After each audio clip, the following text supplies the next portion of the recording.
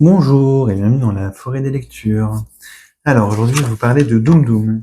Doom Doom, c'est encore une fois une bande dessinée que j'ai empruntée en médiathèque. Et c'est une bande dessinée de Lukasz Wojciechowski. J'espère que je n'écorche pas son nom. C'est un auteur polonais. J'aime toujours un peu découvrir des bandes dessinées qui viennent d'autres contrées, des contrées peu connues pour leur talent de bande dessinée. Et c'est une bande dessinée ça faisait un moment que je voulais découvrir cet auteur. Et du coup, j'ai profité de l'occasion en l'empruntant.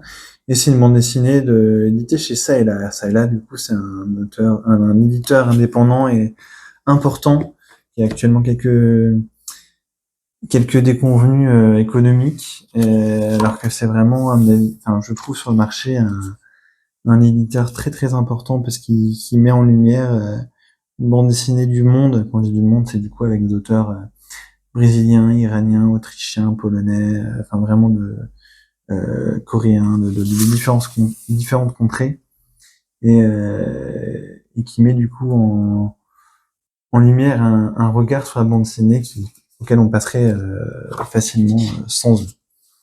Et du coup, alors j'ai vraiment aimé cette découverte au format à l'italienne, et j'ai envie de découvrir d'autres œuvres de l'auteur. On va voir qu'il a un trait particulier, mais j'étais un tout petit peu décontenancé parce que alors j'essaie moi de jamais trop avoir d'attente particulière envers un récit, et en fait c'est beaucoup plus facile à dire qu'à faire, parce que du coup avec cette ligne, ce trait très quadrillé, ces expérimentations graphiques, cette ligne hyper presque schématique, un petit peu cette narration schématique avec des cases avec du texte, des cases avec uniquement du dessin, un côté très carré, très géométrique, et oui, certaines cases qui ressemblent vraiment voilà à des schémas qui font sens dans la narration. Je m'attendais à quelque chose un peu plus expérimental aussi dans le fond. Erreur, c'est une bande dessinée qui parle de la que je ne dise pas de bêtises, j'ai un trou de mémoire. S'inspire du coup de la famille de l'auteur. Et c'est un portrait de l'arrière-grand-père de l'auteur, donc Kazimierz Wojciechowski. Pourquoi je me suis risqué à relire ce nom et à réécorcher. Et du coup, c'est un portrait qui parle de la reconstruction un petit peu des conséquences de la guerre pour la Pologne. Enfin, c'est bien, ça recentre un peu l'histoire sur le regard sur la Pologne.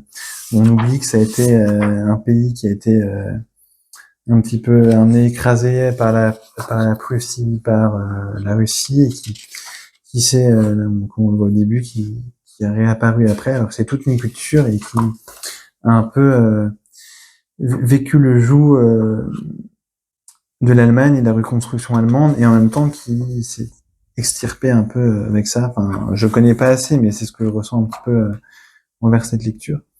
Et du coup, on suit ce personnage qui a des sortes de maladies, une sorte de stress post-traumatique. On va découvrir pourquoi plus tard, c'est en lien avec la guerre, et qui essaye tant bien que mal de se créer sa vie en Allemagne, à Berlin. Et il a un peu d'aide, il va trouver du travail, et on voit du coup à la fois ce personnage un peu avec des pulsions de violence, totalement perdu, un peu apathique, et aidé par ce personnage de sa famille, et qui va découvrir en même temps une Allemagne en reconstruction. Et je trouve ça assez réussi, parce que du coup on oscille entre intime et enfin la petite histoire et la grande histoire, pour faire classique, et avec aussi des éléments marquants de l'Allemagne de l'époque, du début du XXe siècle, avec du coup le cinéma allemand, qui est à la fois à l'époque un des cinémas les plus avancés, les plus inventifs. Pardon, j'ai donné un coup.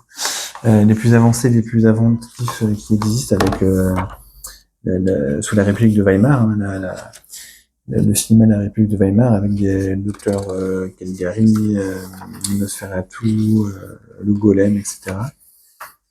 Ce qu'on appelle expressionnisme allemand en termes de cinéma. Et du coup, ça a un sens aussi avec la proposition, je trouve, visuelle.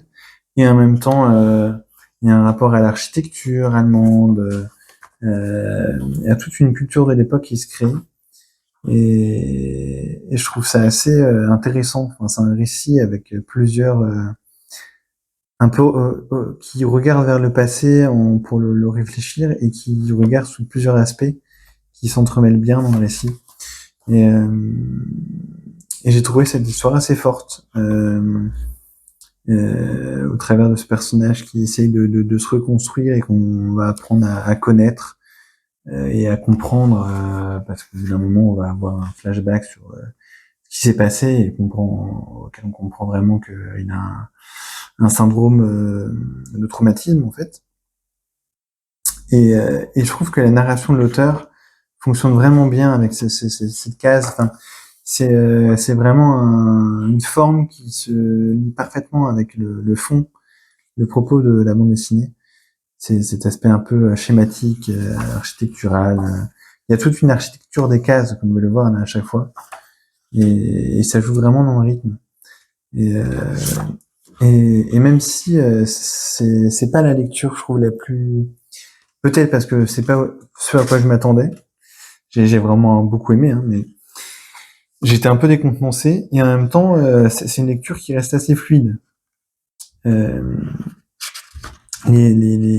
c'est pas une lecture sur laquelle on bute sur la narration, je trouve.